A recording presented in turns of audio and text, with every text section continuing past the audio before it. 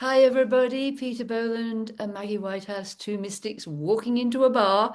And we thought this time we'd talk about the Beatitudes, mainly because there's quite a big movement in right-wing Christianity to have the Ten Commandments put up in churches. But the Ten Commandments are Jewish. The commandments or loving suggestions of Jesus of Nazareth are the Beatitudes, and those are a very different kettle of fish. So, welcome, Peter. You've been speaking about these, haven't you, just this last few weeks? I have, and uh it's been a lovely immersion. I was invited to be the guest preacher at our Episcopal Cathedral here in San Diego.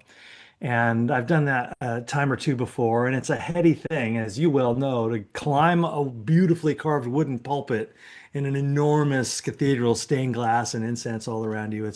It's different than teaching in a classroom. And you only get 15 minutes, right? So it's just you work in that format, and you're looking out at a room full of a couple hundred people at church. And there's a certain, I don't just get to wing it here and go wild. I need to serve them in some useful way. And as you know, in the Anglican tradition, as in the Catholic tradition and many Christian traditions, there's a lectionary. Here are today's readings from Hebrew scripture, a letter of Paul, the Gospels, and so you have some chunks of scripture to riff on, Mm. and you get them months in advance. So I had plenty of time to think about the Beatitudes, which I lucked into. Good roulette wheels spin, and off I went, and my mind went right away to the Sermon on the Mount in total. But the Beatitudes aren't the Sermon on the Mount. They're like the preamble to the Mm. Sermon on the Mount, Jesus' longest speech, Matthew 5, 6, and 7, all that love your neighbor stuff. And the Beatitudes are different. And I learned, and maybe you could refine this for me. I learned that the word beatitude is a curious English rendering of a Latin word meaning blessing. So these are really Mm. blessings. Is that what they are? Well, it's Makarios, so it means happiness Hmm. or peace of mind or blessing. Yeah. So all those three sort of come together, which means that this is the route to happiness. And I think Jesus in this terminology is saying, this is my introduction to the kingdom of heaven. This is my Yes. introduction to the place within you that is balanced and in touch with spirit. And so in my sermon, I started with Gandhi because that's how I first heard about the Sermon on the Mount. I didn't grow up Christian. I love it. And at 18, I read Gandhi's autobiography because my philosophy professor suggested it. And that's where I learned that Gandhi was, as a kid, even in London in law school, immersed in his discovery, ironically, of the Bhagavad Gita. He had to leave India to find the Gita in London with a bunch of theosophists. And there he realized, oh, this is also like the Sermon on the Mount because he's a student of world religions. He falls in love with Tolstoy, and his book, The Kingdom of Heaven is Within You, which is his commentary on the Sermon on the Mount. And Gandhi's weaving all these things together and building his satyagraha, his campaign of nonviolence, based really directly on the Sermon on the Mount. But the Beatitudes are, as you say, kind of Jesus' invitation into a state of consciousness, Mhm. how to prepare the inner you for the philosophical teachings and the action steps of the Sermon on the Mount. Let's bring God into our midst, God consciousness into our midst. Let's empty out so that we can be filled with the holy. The Beatitudes are often overlooked, but it's kind of a supercharged part of the Gospels. They are, well, I think, and some of my teachers would agree that the Ten Commandments being, this is how we live in a tribe. This is how we keep ourselves safe. Yeah, This is how we deal with each other with morality. This is why we don't steal, we don't tell fibs, we don't commit murder. It isn't kill, by the way, it's murder. Uh, right. but the Beatitudes are individual messages. Therefore, each individual. So, what Jesus is doing Yeah. is trying to lift us out of the tribe to the edge of the tribe. Because if you're going to be a prophet in any way, shape, or form, you won't fit in the tribe. So he's actually saying, if you're going to step up in any way, shape, or form, this is what you have to know. And Mm. it's one of those things that you genuinely cannot get to until you're a little older in life because they are difficult. Yeah. No, They that's really fair. And not to make it too hard of a binary here between are. Hebrew theology and Christian theology, but it does seem that in much of Hebrew theology in the scripture is uh, that God is a almost an unknowable mystery, a formless mystery Yeah. that we are to enter into a covenantal relationship with. And it feels a little bit like this rabbi, Jesus, is drawing his audience's attention to the possibility of divinity within. Yeah. The kingdom of heaven is within you, as he says in Luke and elsewhere, and that all this talk of the kingdom of God and the kingdom of heaven is again a state of consciousness that you are invited into. As he says in the Sermon on the Mount, it's not the action of murder; it's the consciousness of rage, that Mm. murderous intent. That's the root that we ought to, where we have some power. Once the murder's underway, it's kind of over. So let's look at the root of destructive lust. Let's look at the root of Mm. etc. And so the Beatitudes are this essential kind of like the way we say a blessing around a table of food. It's like Mm. let's shift now Yeah. from being consumers into being sacred participants in this meal. And it seems like a lovely thing to do. What I meant a moment ago when I said they're often overlooked is, theologians and other kind of ardent scripture readers, they want to get to the meaty stuff. And here's this thing, blessed are the meek, and it's like it's just all this sort of nice stuff. It's like doesn't have any heft.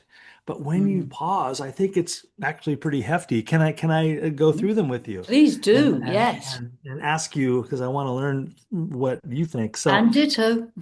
yeah, there are nine of them, as everyone knows, and the first one is in my translation here, New Revised Standard Version, is "Blessed are the poor in spirit, for theirs is the kingdom of heaven."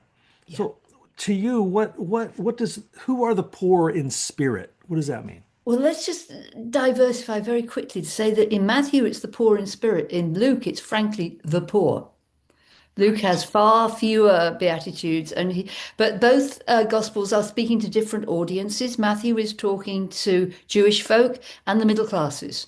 Yes. And he's also going on genealogy. And we have to remember that the Our Father in Matthew is much longer than the one in Luke. Luke is the one that takes it out of the tribe and lifts it up a different way. But Matthew is the starting point for all of us. And you were talking about the relationship with God. We have to remember that Jesus actually was the first person that we know of ever to be in relationship with God, our Father.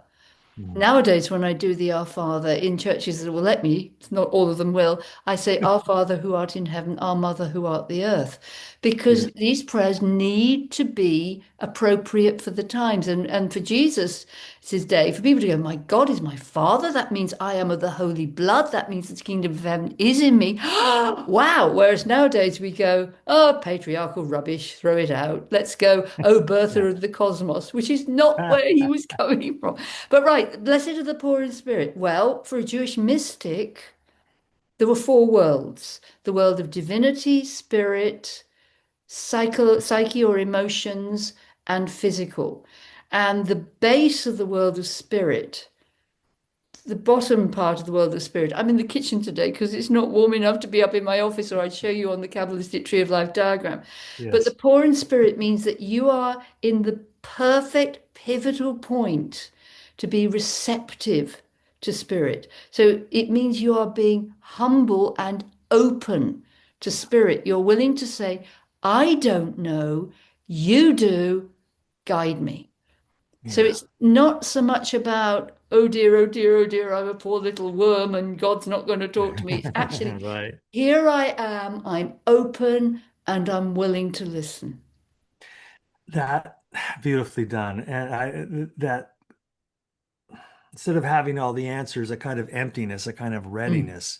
But it is an odd phrase. And I also think of the poor in spirit as just sort of a simple, the downhearted, the wounded, the aggrieved. So many of us are Yeah. poor in spirit these days, scared, Yeah. worried about the future, lost, in despair, feeling kicked in the gut, Yeah. and just sort of psychologically unwell. Yeah. And it's curious to me that Jesus starts the whole lesson here. Let's begin in your pain. Let's begin Yeah. in your brokenness, because that ends up being a necessary passageway into what we're about to do next. So poor in Mm. spirit is just one of those, and I don't have the Greek in front of me, but that the way it's rendered in many English translations seems really powerfully apt to what a great thing for a healer to do, to Yeah. start where it hurts. Yeah. And that's exactly what a healer has to do, is to acknowledge that this is Yeah. pain. And you Yeah. feel like nothing. You feel like you have no power. But actually, you're at the perfect pivot point for the guidance to come through to you. And I also think your point, and I don't want to miss it, is such an important one. Your first point that Luke's rendering, "Blessed are the poor," and I was reading another voice the other day who was emphasizing this same thing, that we've often utterly spiritualized the Gospels, almost abstracted them into this fuzzy metaphysical thing. And so often Jesus is simply talking about material poverty Yeah. and economic injustice Yeah. and the structures that wound most people for the benefit of the few at the top. And I know Mm. those are very touchy things to talk about in some circles, and in other circles, it's about damn time we started talking about that. Yeah. Well, if you think about Matthew being for the middle classes who are relatively comfortable can afford to Right. be poor in spirit, whereas the Lucan people are Are just actually poor. plain broke, you We're know? just hungry. Yeah. Oh, I know. Okay, so the second one, it kind of just comes right out of that one. You know how these good Yeah. teachers are. They segue, right? So, Yeah. blessed are those who mourn, for they will be comforted. Yeah. How is mourning connected to those themes we were just discussing for you? Well, for me, that there's a difference between grief and sorrow. I still feel sorrow about the death of my first husband 35 years ago, but I don't feel grief. And there's Yeah. the when you mourn, you actually have to it's saying honor it, get into it, accept it, allow it, and let the pain change you. Because bereavements, divorces, tragedies, bankruptcy, redundancy, just losing your job, they change you. Yes. And it's just saying you've Um, got to accept that you're going to be changed by this, mm. because there can come the comfort. And I always say to people when they've been bereaved, you will not get over this, but you will get used to it and you will grow a new part of you because of it. This can become compost. I'm stealing that for the memorial I'm officiating next week. Yeah. Go for it. Um, yeah, mourning is a kind of empathetic exercise, isn't it? You are Mhm. willing to be in your own grief. You are willing to be in the grief of the loved one who actually lost the person that you're there with. And so to just say, I'm going to walk into this place of broken, open pain Mm. and be there and just experience it. And that to me is analogous to empathy. Yeah. This willingness to feel the suffering of others. And empathy for the suffering of others is not weakness, as Elon Musk famously proclaimed, but it is our superpower, because when we mourn, we not only feel the suffering of others, but we awaken to our own oneness, and that's that place you were just describing.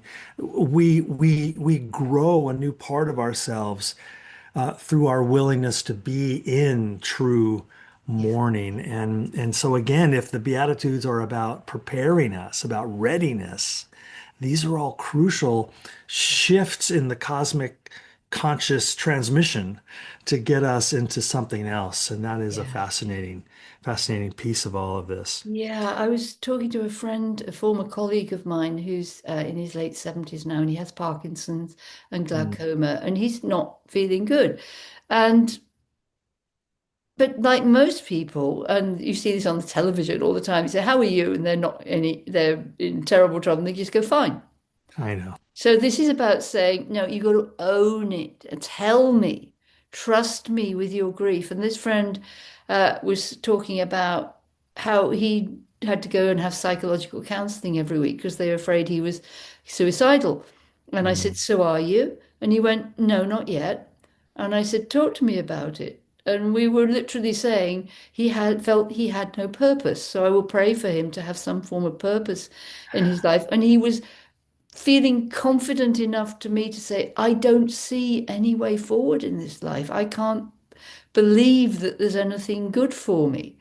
And mm. at the end of that, he did say he did feel comforted for having been able to say how low he goes. Because he can't tell his wife, he can't tell his children or his Right. grandchildren. He's holding Yeah. up this face.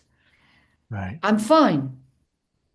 But everybody needs somebody to genuinely comfort them by saying, "Yeah, I see that. If I could, and forgive me for saying this, everybody, because you may disagree with it. I'm saying if I could, I would send you on the most wonderful holiday you've ever had in your life, and at the end of you push you off a cliff." Right. Oh dear. But do you know Yeah. what I mean? I was just Yes. understanding that his everyday life is so difficult now. It's okay to not be okay, as It they is. say, and what a gift to be able to break down in front of someone. Yeah, Instead of feeling like the person with the illness, in this case of your friend, as the father, as the husband, his role is to take care of everybody else yeah, and keep everybody else okay. So I can't show them that I'm a wreck because then I am harming them. yeah. And to undo that kind of default thing a lot of us walk around with is a really powerful shift again, isn't it? It So is. here's the third one. Maybe this is the one I think most people get stuck on. Yeah. Blessed are the meek, for they will inherit the earth. What does meekness mean to you, and what's this inherit the earth business? Oh, that's a big one. My ex-husband used to say, "Well, who wants the earth? I want spirit." No It's a arrogance curious there. phrase. And I was the same. I was pretty much the same back then. I was a jerk, but we grow. Well, the word for meek is actually more about humble, about humility, Yeah, not so much about humiliation. We tend to mix those two again. But if you're humble, you will go with the weather. You will be with right. the land. You will honor the, what was it that Robin Wall Kimmerer calls it? The honorable harvest. You Beautiful. won't take the first fruits. You won't take more than 50%. You won't take the last fruits. So I think it's actually very grounded as it in being in the earth, which is if you deal with the earth with humility, which we are not, then Mhm. she will take care of you. You will inherit the earth. You will be looked That's after. beautiful. So to connect it to that agricultural thread, that Adam's job was gardener, right? So this is the human purpose to tend the garden. It's the first rule. It's the first Yeah. law. And so I love that. It never occurred to me to think of inherit the earth as a kind of Literal. connection to meekness, which I think of as gentleness and tenderness, which again connects to the humility that we were just talking about. And those are again, gentleness and meekness are portals through which our love pours forth. Yeah. And it's all about this consciousness of surrender. Yeah. And only from that state can we be, when we empty out enough, then we can be filled with that holy kind of backfill that's always coming in. But if you're always like Scrooge holding on to everything, then it stops the inflow Yeah. also. And so this meekness thing is just a sort of a letting go, a renunciation, a non-attachment. Um, God use me, all that St. Francis prayer Yeah. stuff. So meekness ends up again being, even though it's not a word that has, or a stance that has much value Mm. in the competitive culture. Yeah. You must be assertive and ask for what you want and don't be a doormat. And those are the messages, right? Yeah. So meekness is not popular. No, If you that's one of the if reasons you why the Beatitudes are not in the schools in America. right, if you wrote a book called The Power of Meekness, I don't know if you'd sell very many copies, No, but probably not. But it's also beautifully collected back, as you said before, to the previous beatitude that blessed are those who mourn. There are women over all Dartmoor whom are called witches or shamans who live with the yeah. land. I have one colleague who literally doesn't have to dress up to tend her bees. They would never sting her. And these women are carrying sorrow for the planet in their Mhm. bodies and souls right now. So they are mourning what we are doing to the planet and holding the planet. And the two come together because I sometimes sit outside by the river and not quite weep for what we're doing to the planet. But I'll be so sad and I'm so sorry and I'll do Ho'oponopono. I love you. I'm sorry. Please forgive us. Thank you for the land. And then a robin will land. Hmm. And so I'm comforted. And Beautiful. Robin Wall Kimmerer again says, even a wounded world is feeding us. Yeah. Yeah. So the fourth one is, to me, these all just keep connecting together in Yeah, yeah. surprising ways. Blessed are those who hunger and thirst for righteousness, for they will be filled. So this is clearly about all of our longing for justice in these unjust structures and Hmm. systems. How does that burning passion for truth and justice and fairness and kindness, how does that serve this spiritual transformation the Beatitudes are inviting us toward? Well, you've just spoke about it, about Minneapolis, didn't you? Yeah. Because look what's happening there every day. There are signs up in all the shops, come in, you are welcome, apart from to ice. Let us take care of you. People are escorting people to schools or to shopping. They're cooking for them. That's exactly what this is. Blessed are those who hunger and thirst for righteousness. This is about people standing up and saying, I will help the dispossessed. Again, it's individuals have to make these decisions. I will get into this community and I will play this part because my quest for the good is greater than my fear of the evil. Yeah. That would be my view. What do you think? No, that's it. And I think the key word in this one is hunger. It's about the hunger and thirst, Mm. to yearn for, to long for goodness and justice and neighborliness. Um, that maybe we don't have to know what the perfect policies and laws Mm. are. Maybe we don't have to even have a clarity about what justice actually looks like. Yeah, The longing for it is enough. And yeah. that then collectively, when we all feel drawn by that longing, by that vision, and we begin to walk together, praying with our feet toward it, maybe that's sufficient. And Jesus doesn't say form a committee and hammer out some policy. He says hunger and thirst, and you will be filled. So I love that, again, a kind of active but passive activity, Mhm. or empty and receptive activity but still highly active. You don't just Yeah. sit back and go, well, someday the world will work itself out. There's an active component Mhm. without reaching in and trying to control everything. Yeah. And also there's that old saying, virtue is its own reward, which is usually presented to you as in nobody's going to say thank you to you. But it is. If you are loving and you are kind, you get filled with that satisfaction.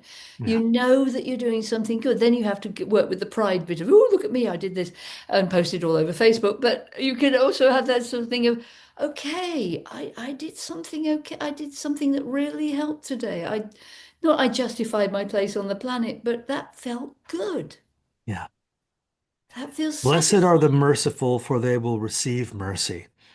That sounds rather transactional. Well, I better be merciful because I want mercy. I mean, that's a very low read of this one. Yeah. But what happens again in the consciousness of mercifulness? that actually lifts some of the angst off of us. Oh, well, I think it's that you see what you give, what you put out is actually so very important. If you want something, you must give it. Yes. It's just one of the, if you want love, you have to give love. Lonely people are usually cutting themselves off more and more because of the loneliness. And it's about saying, well, go and volunteer somewhere. Yeah. Oh, well, you know, who am I, what do I do? But Yeah, yeah, yeah. yeah. What do you think? Well, it's one of the great spiritual truths in all the traditions. You only get to keep what you give away. Mm, And it's a delightful paradox, as you just articulated. If you want more friends, be a friend. Something about the circulation even of wealth and currency, as they call it. mm, It must move, and that's a subject for a whole other talk. But when it seems like when we suffer wrongdoing at the hands of others, to end up responding in merciful ways and opposing wrongdoing, even if the oppressor is not merciful at all. And that's, again, a kind of spiritual fortitude that is really inspiring back to Gandhi and trying to put all these principles on the street. How do we respond to a violent system non-violently, with mercy even for the oppressor, yeah. with compassion for the oppressor? Mm, That there are victims on both ends of the gun. mm, We're talking a lot in the US and I think around the world about Alex Preddy shot in the back 9 or 10 times yeah. in Minnesota, this ICU nurse who worked with veterans, um, for the crime of holding a phone up in the Mm, air and trying to help a woman who they just yeah. bear sprayed in the face or whatever that stuff is they spray in your eyes, pepper spray. And he was treated without mercy.